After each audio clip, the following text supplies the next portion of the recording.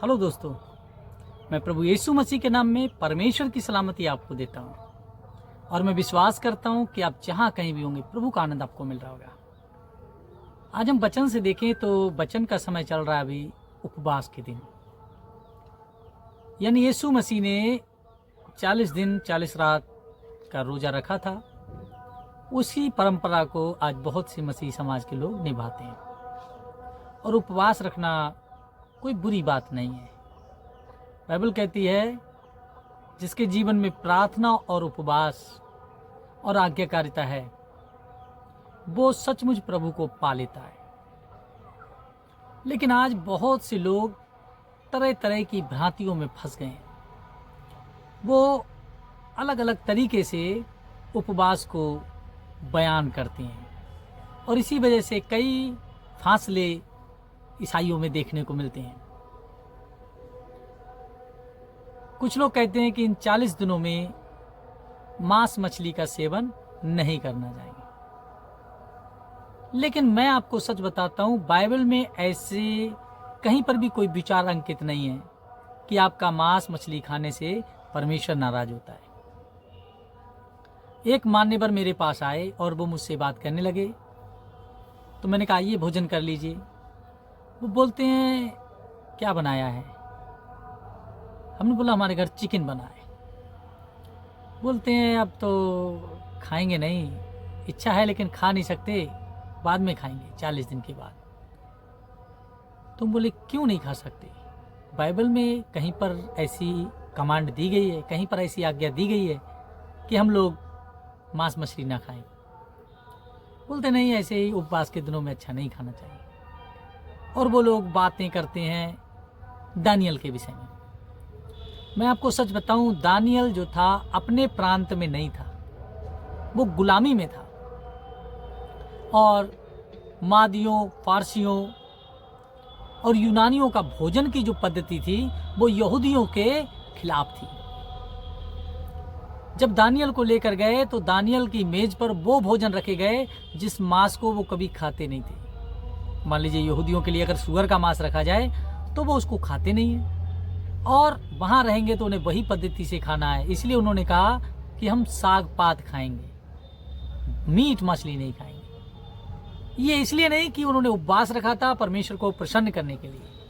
मैं आप हर एक से कहना चाहता हूँ, अगर मेरे परमेश्वर की इच्छा ये होती कि सिर्फ 40 दिन हम लोग मांस ना खाएं और परमेश्वर को प्रसन्न कर लें, तो क्या परमेश्वर हमारा मांस मछली खाने की हमें आज्ञा नहीं दिया?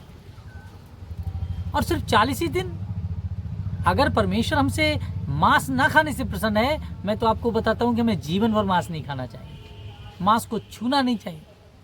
मैं अपने लिए बात कर रहा हूं। अगर मेरी परमेश्वर की आज्ञा मुझे ये है कि तू मांसाहारी नहीं रह सकता, तो मैं अपने आप को प्योर वेजिटेरियन बनाऊंगा, शुद्ध शाकाहारी। मैं कुछ भी नहीं खाऊंगा, और 1 दिन 2 दिन 40 दिन नहीं, पूरे जीवन भर। क्योंकि खाली मुझे परमेश्वर से 40 दिन ही परमेश्वर को प्रसन्न करना है, बाकी मैं हर दिन परमेश्वर को नाराज करूं?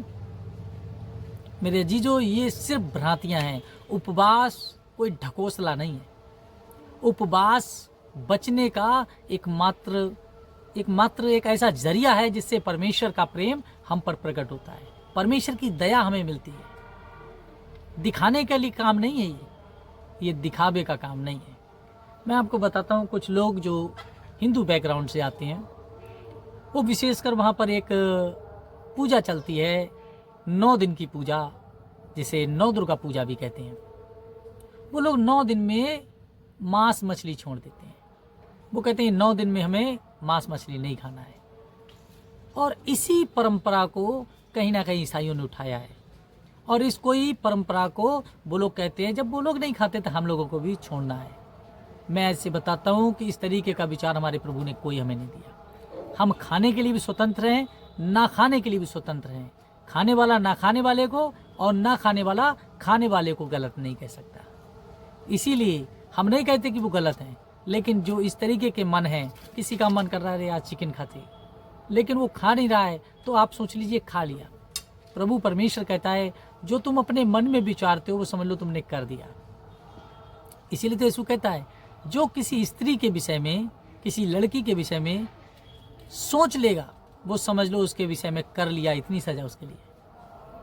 तो इन उपवास के दिनों में अपने आप को सतर्क बनाइए, उन भ्रांतियों को अपने अंदर से दूर कीजिए, उन दोषों को अपने अंदर से दूर कीजिए जो बुराइयां आपके अंदर हैं। आप गाली देते हैं तो अपने आप को रोकिए कि इन उपवास के दिनों में मुझे अपने अंदर से गाली को निकालना है। अगर आप झगड़ते हैं, अपने अंदर से झगड़े की आत्मा को दूर करना है।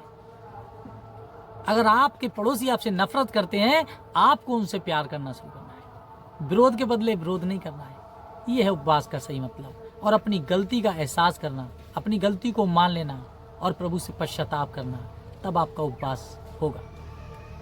क्योंकि ना तो खाने से और ना खाने से होता है। अगर आप लोग जानना चाहते हैं खाने के विषय में, तो बाइबल में उत्पत्ति 9 जब आप पढ़ेंगे तो उसमें पूरा विवरण है कि आदम, जैसे मैंने तुझे पहले छोटे पेड़ पौधे दिए थे, अब मैं तुझे सब कुछ देता हूँ, सब चलने वाले जंतु तेरा आहार होंगे। ये प्रभु परमेश्वर की आज्ञा है हमारे लिए कि अब हम कुछ भी खा सकते हैं। सो हमें किसी की तरीके से गलत फहमी के शिकार नहीं होना है। हम प्रभु की आत्मा से अपनी आत्मा को जब जोड़ लेंगे तो हमें आत्मा सिखाएगा। हमें गलत सिखाने वाले बहुत से लोग हैं, हमें उनसे बचना है। प्रभु आपको आशीष और बरकत दे। आमीन।